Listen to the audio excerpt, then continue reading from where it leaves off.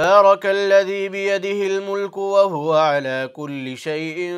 قدير الذي خلق الموت والحياة ليبلوكم أيكم أحسن عملا وهو العزيز الغفور الذي خلق 7 سماوات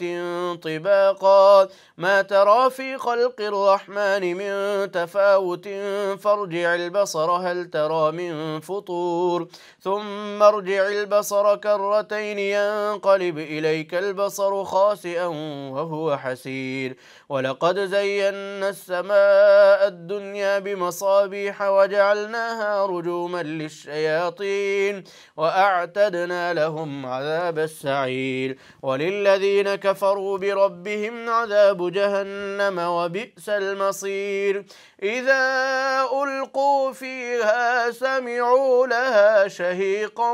وهي تفور تكاد تميز من الغيظ كلما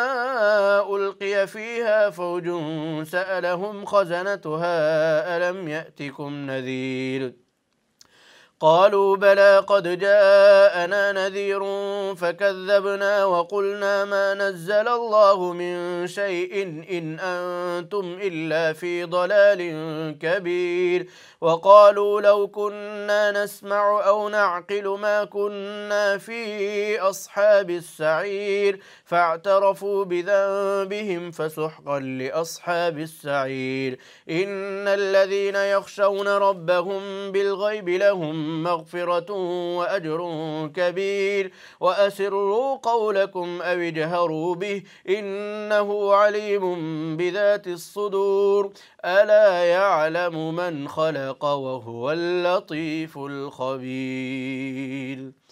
هو الذي جعل لكم الأرض ذلولا فامشوا في مناكبها وكلوا من رزقه وإليه النشور أأمنتم من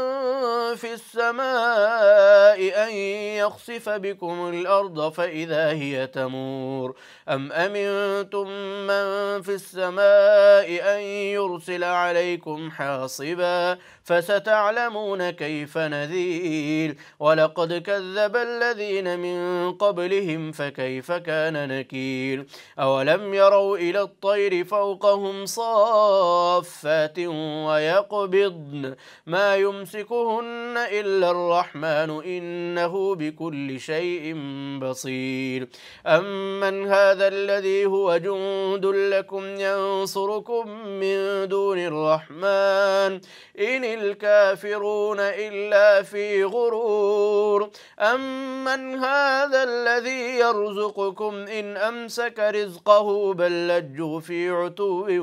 ونفور أفمن يمشي مكبا على وجهه أهدى من يمشي سويا على صراط مستقيم قل هو الذي أنشأكم وجعل لكم السمع والأبصار والأفئدة قليلا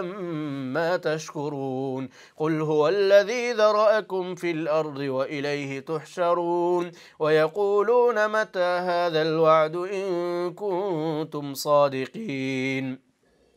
قل إنما العلم عند الله وإنما أنا نذير مبين فلما رأوه زلفة سيئت وجوه الذين كفروا وقيل هذا الذي كنتم به تدعون قل أرأيتم إن أهلكني الله ومن معي أو رحمنا فمن يجير الكافرين من عذاب أليم قل هو الرحمن آمنا به وعليه توكلنا فستعلمون من هو في ضلال مبين قل أرأيتم إن أصبح ماؤكم غورا فمن يأتيكم بماء معين